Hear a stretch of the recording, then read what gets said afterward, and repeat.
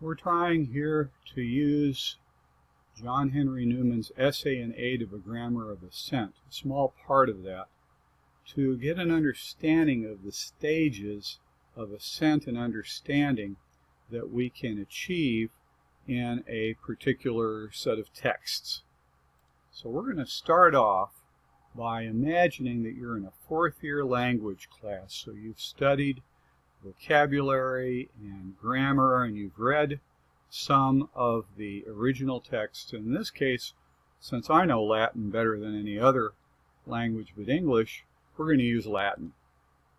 So suppose you're given the following line. It would be from an ancient book originally written in Hebrew but translated into Latin. And I hope my pronunciation's still good and I use a church pronunciation. Amictus luce quasi vestimento extendens celos ut pellem. You're instructed to parse the first word of this sentence. Now, if you ignore the context of the sentence, you might look at amictus and say, there's two possibilities. Either you're getting this from the verb amicire, and it's the perfect participle. Passive voice, it's masculine, it ends in us, it's nominative singular, and the meaning of it, since the verb is to clothe, the meaning is clothed, as clothed in a red garment. That's one possibility. The other possibility is that it's a noun, fourth declension, masculine, singular noun. It is either the nominative, genitive, or accusative case, and it means cloak or mantle. So it's a noun here at the beginning of this particular sentence. Okay, so here's our possibilities. I've moved it up to the top of the page. Which is it? Well, to decide, we have to look at the context. If it is a noun, the position suggests that it is the subject of the sentence, but there is no verb in the sentence. That sounds strange. However, if it is the participle form of the verb, the first two words here mean clothed in light.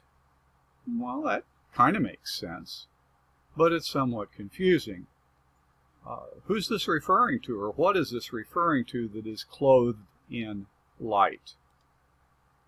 So here's the sentence, and there's the question. Now the rest of the sentence does help, because it is translated like a garment stretched over the heavens like a tent. Quasi vestimento extendens celus ut pellem. So who is this that is being referred to, or what is this that's being referred to? Well, the next words in this particular original reading are quitagius aquis senacula eius qui ponis nubes purum tuum qui ambula super pinas venti.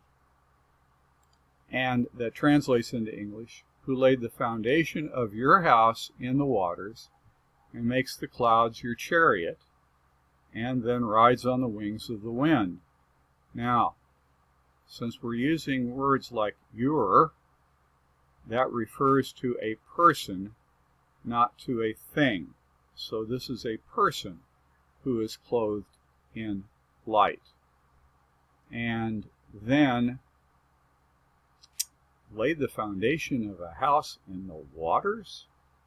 That's strange. It sounds very Hebrew, though, because in the book of Genesis, which is in the Hebrew Bible, the waters are actually made before the land in Genesis chapter 1.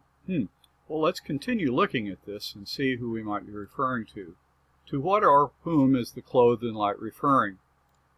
Well, nobody that we're familiar with is clothed in light. and has a house foundation in the waters, and has clouds for a chariot, and rides on the wings of the wind. There's a lot of words in here that don't make sense in terms of any human being that we know, but it does sound like descriptions we see in the ancient Semitic languages of their gods.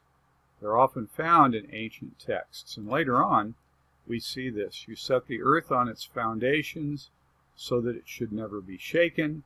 You covered it with the deep as with a garment. The waters stood above the mountains. At your rebuke they fled.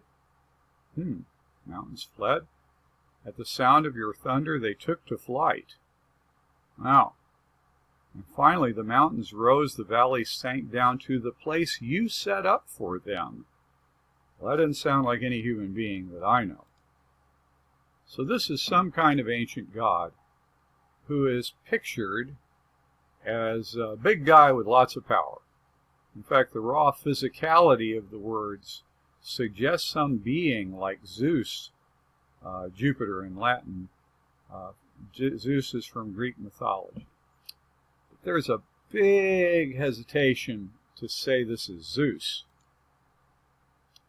because there's a bunch of portfolios here. There's a lot of things being done that Zeus doesn't do.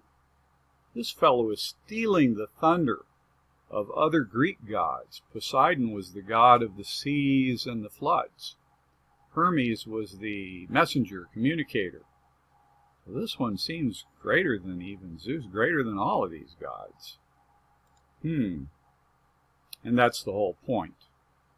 This is Yahweh, the God of Israel, who's being spoken of.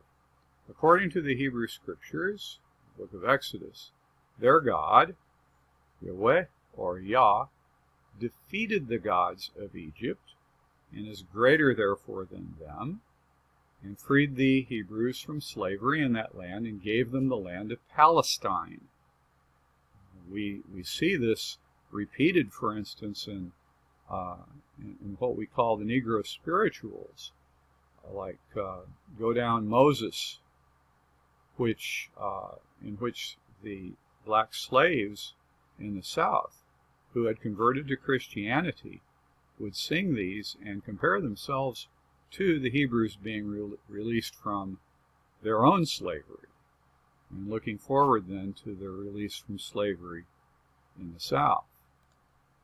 And moreover, this God also defeated the gods of Palestine, and this God requires that the Hebrews hold him to be the only God, and tells them not to worship any other. So the poetry here is reflective of this belief. Now, the Hebrews believed that God has no physical form, is beyond all physical form. So the language that's used in Psalm 104 that we've seen here is poetry. It's a poetic look at his power and his otherness. He is greater than any other God, and he's a lot different. In fact, he's not even the same kind of being as the other gods. But it uses, poetry often uses human terms, natural terms, anthropomorphism we say, to describe attributes for which there is no adequate human language. So what we did here in this short study is we started with parsing a single word, amictus, and we've moved then through the meaning and grammar of several paragraphs in this long poem, you can read the whole thing, to a historical story that's celebrated in this poem that praises the Hebrew gods and seems to allude to this exodus from slavery. But do we now have a thorough understanding of the words and the meaning here? Well, the answer is not at all. There's much more. Not only the Jewish people, but Christians, such as the black slaves in the South and in other countries as well, because slavery is not only in the United States. Thank God we're done with that. The Christians found the poems of the Psalms valuable in their worship practices, and even non-religious people have found the beauty of the words have enduring value and inspiration.